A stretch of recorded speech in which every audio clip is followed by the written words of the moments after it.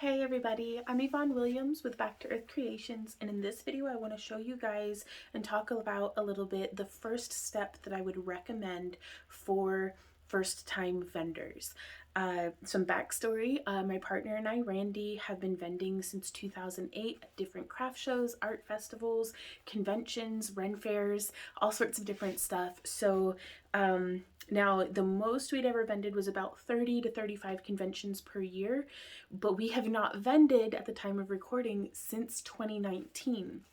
We had gone completely online and started, we sold all of our back stock that we used to have to maintain to be able to go and do different vending events, because sometimes you don't have a whole lot of time between weekends, especially if it's your spring or your fall, or pre-holiday, like Christmas markets and different things like that. You don't always have a lot of time right before the show to make up from what sold from the last weekend. So we kept like 4 big Plano tackle boxes of inventory to stock our booth with, and that wasn't including the costumes and stuff that we would bring.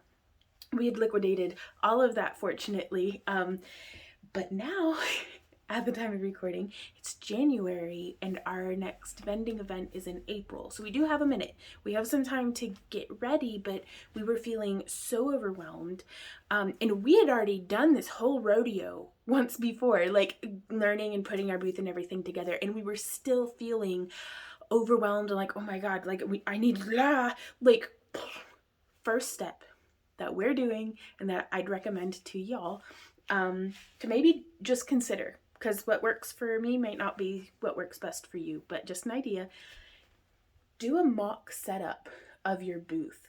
This is helping to clear up so much to us because it's been such a long time since last time we vended. And we had actually, the winter of 2019, had remade like all of our new displays, making our own little collapsible, stackable leather cone displays. We actually have a tutorial for, I'll link it somewhere down below, or you can find it on YouTube, I'm sure. And we had never had a chance to actually set up our booth with them, so we were like, let's do a mock setup. Let's find out. This is letting us know, well, we know from paying for the vendor contract how much space we have. So we actually have 20 feet of booth space, like it's a 20 by 10, which our first time vending, we had like a 6-foot table. For the first year and a half of vending, we only had a 6-foot table. So I don't necessarily think I would recommend starting off with this level of investment from day one of wanting to vend at craft shows and different things. Typically at a lot of outdoor craft shows, they'll give you like a 10 by 10 space.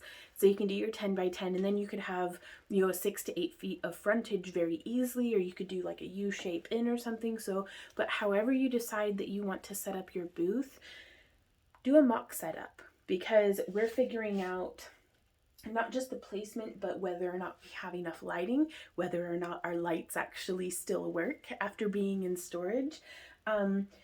We are now able to look at how many displays we have out on the table, and we could fit in a few more over here for the necklaces. So I think I'll make some more of our medium-sized cones. I definitely need to make another bit of fabric to kind of cover up underneath the display so that our lighting and all the clamps and things aren't quite as visible. You can see right here behind me in the picture, that has a cloth on it.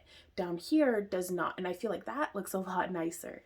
It's also, some of our displays are aged and not holding up so well, so we either need to make or purchase replacements, or figure out something cover them with something or something. But it's letting us know where we stand. And we're also able to go through and count the empty spaces on all of our displays. And if you don't have any displays, it's very easy to make some of your own.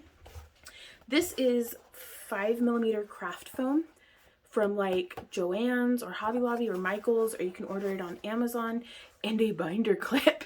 You could get super fancy and use something other than a binder clip, but this right here collapses down perfectly flat. You can display necklaces, you can make them smaller and make bracelets, you can hang matching earrings off the top. There's a whole lot, and it's like $1 for a sheet that you can make at least two of these large displays for literally $1. And then you can still use like fabric glue or something and attach fabric to it if you want to do that. Like, you can get very crafty with these things. We also have, well, this one's kind of jank. This thing, we've had it since 2008, so I'll cut it some slack. It did its time. But these flocked and padded like easels, you can see they do dent in transport and stuff, but you can figure out how to make your own of these. You can use cardboard and again, whatever fabric that you want, and just kind of cut out and just get crafty with it.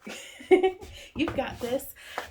So step one, set up a mock booth, figure out how you want your product to be displayed.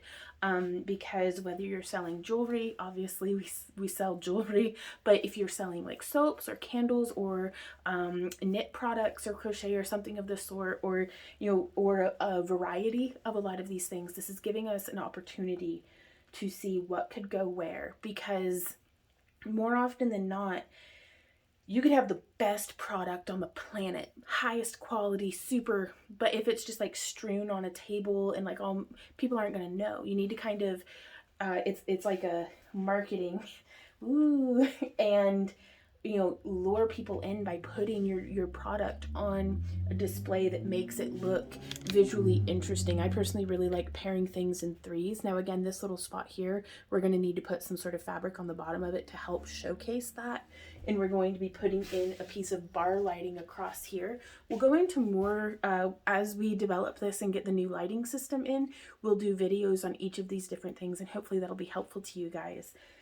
But just having your product displayed in a way that is inviting, presents all necessary information. So you want to have pricing, if you want to do like product cards that say what kind of soap it is, or what scent of candle, or how much your earrings cost. Signage can go such a long way in just helping to get the conversation started between you and a potential customer at a vending event.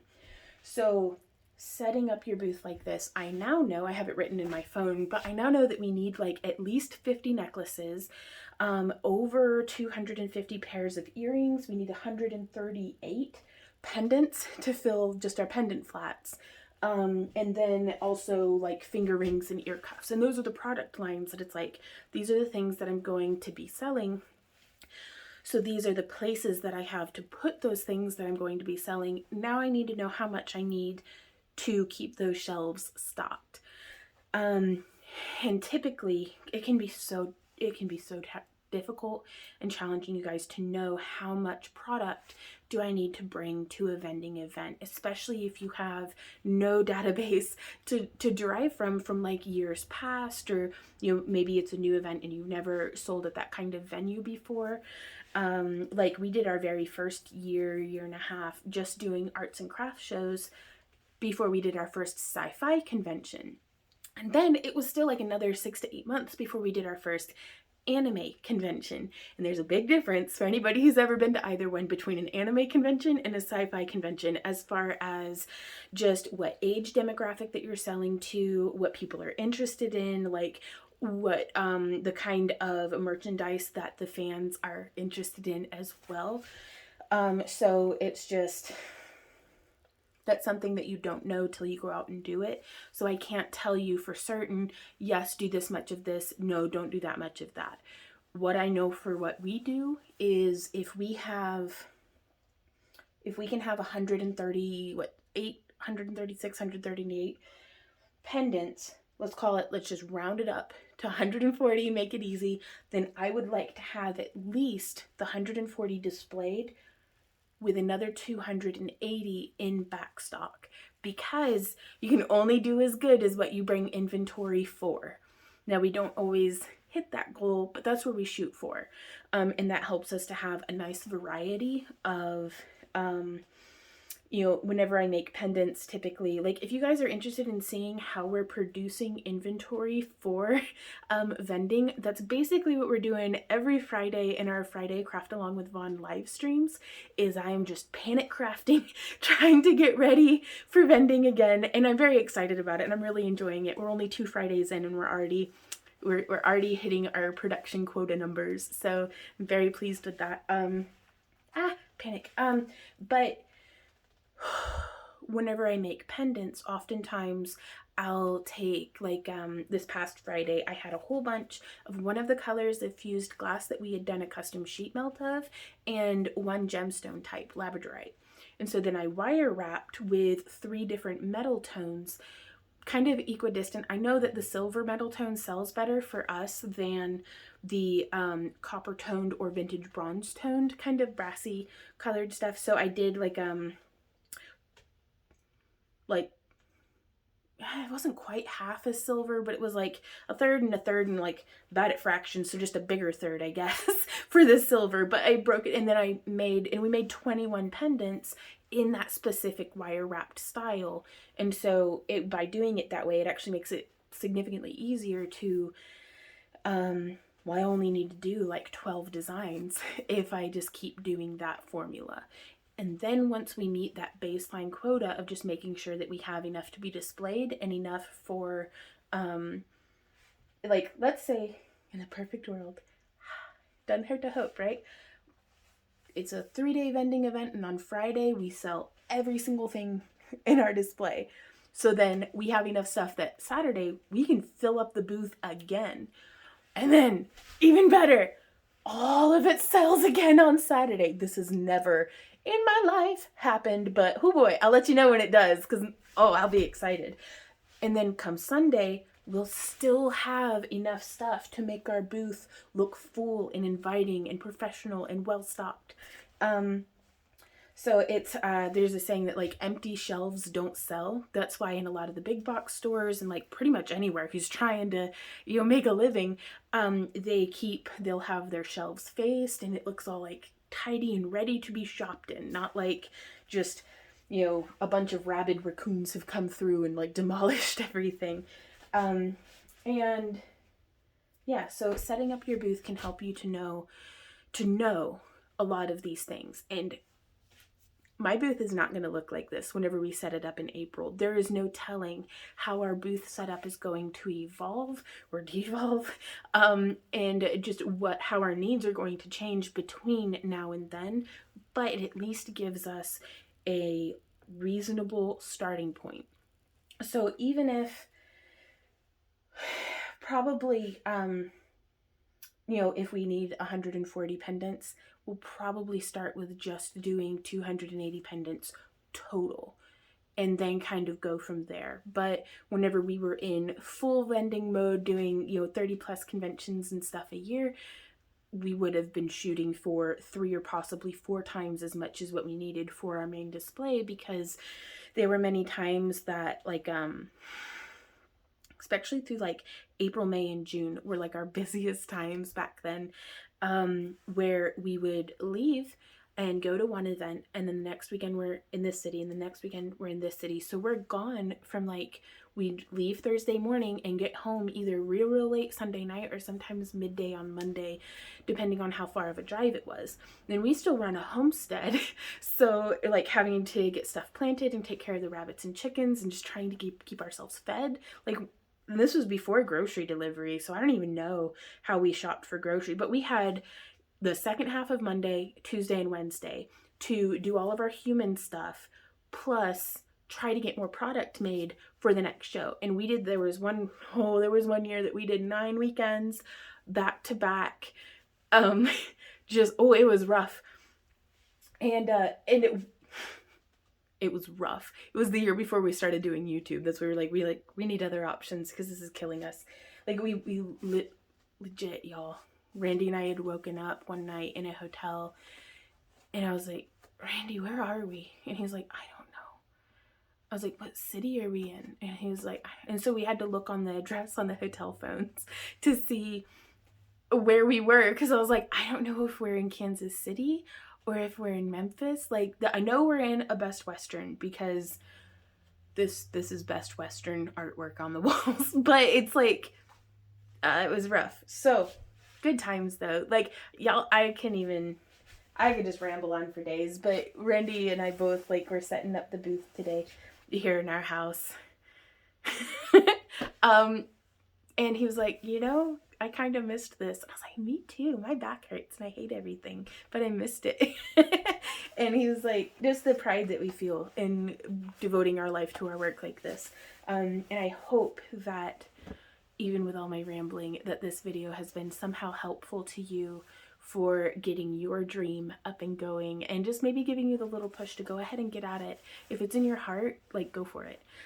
Also, other things that setting up the booth preemptively, like months before you even need to, can help you to know and to budget, because we need to either fix or make more or replace or something. 5 bracelet displays. We need to replace the lighting with something that is reliable, because these strip lights are not. And then we also need to get like at least 2 extension cords and possibly a 3-to-1 like little plug converter, like how some of the plugs have 3 and some of them have 2. Sometimes at conventions, what you have doesn't fit what they have, because it might be like some weird hole in the wall hotel, or maybe like some of my extension cords don't line up. So we like to have an extra one of those just in case. Also, if you're doing an indoor event, something like a big tapestry, or we like to go into the clearance section or to the dollar store and get like some king size sheets, and just something kind of lightweight. And then we just use binder clips, and we actually have this set up that you can see over here. We would binder clip one corner, we'd put it over, like we often would take these down, the high up stuff, and we would put the sheet over this and clip it, and then like stretch it as far as it'll go, still going over our display, and like clip it down and stuff. It's an imaginary, like, yeah, it's not going to stop anybody from stealing our stuff, but it shows that our booth is closed down. It looks kind of weird to other vendors if the next morning somebody, because whenever you're vending, you get to know your neighbors, like whether you want to or not. So like they'll see and be like, that's not the person who works there. Why are they poking around all suspiciously in their booth? And more often than not, like, I don't know how many times I've been out of costume whenever we're vending conventions and come and like start setting up the booth, and I'll have talked to our neighbor the day before in full costume, and they'll be like, excuse me. And it's like, and I totally appreciate that. And I'll be like, no, it's me. Yeah, we talked yesterday. But I appreciate them doing that, because it keeps somebody from coming and stealing all my crap. Which we have had our phones stolen just one time, thank goodness. But we've also seen other vendors get like their phones, their money boxes and stuff stolen. So be very, very careful. Keep that stuff attached to you if you can. Having an apron with pockets, or like a fanny pack or something with a zipper pocket, and just keeping it there on your body is the best way I've been able to find to keep my goofy ass from sitting stuff where I shouldn't be sitting it, like just sitting my phone on the edge of the table and then wandering away during setup is not a good idea. So just things to be mindful of. We always bring like we've got these big like 2-liter metal bottles that we'll put ice and water in, and then bring it and just keep it under the table. We've had some convention centers who are like, no outside food and drink, and we're like, excuse me, I'm not paying $2 for a bottle of water. We're running to the water fountain that some kid put their whole mouth over every time I'm thirsty. Like, so and we just bring it in discreetly, like in our vendor backpacks, and like, which is just a backpack, it doesn't say like vendor on it. But yeah, stay hydrated, because you wouldn't think that just like talking nonstop all day will dehydrate you. Like every time that you're not talking to a customer, you should be drinking water to stay hydrated and to stave off losing your voice. I think that's everything, you guys. It's not though.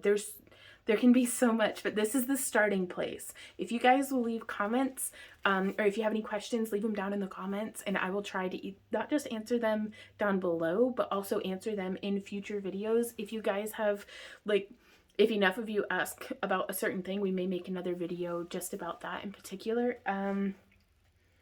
But yeah, just do a mock setup of your booth. You might surprise yourself with how good it's coming together, or, you know, and it gives you a starting point, an objective starting point, where you can then plan the rest of what you need to do and roll with the punches and make adaptations and changes as necessary, because it likely will be.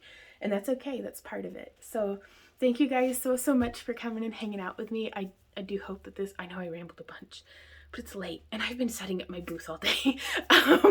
But I hope that this was helpful to you. Again, if you have any questions or comments, leave them down below and I'll try my best to get back to you. You can also email us at backtooearthcreations@yahoo.com.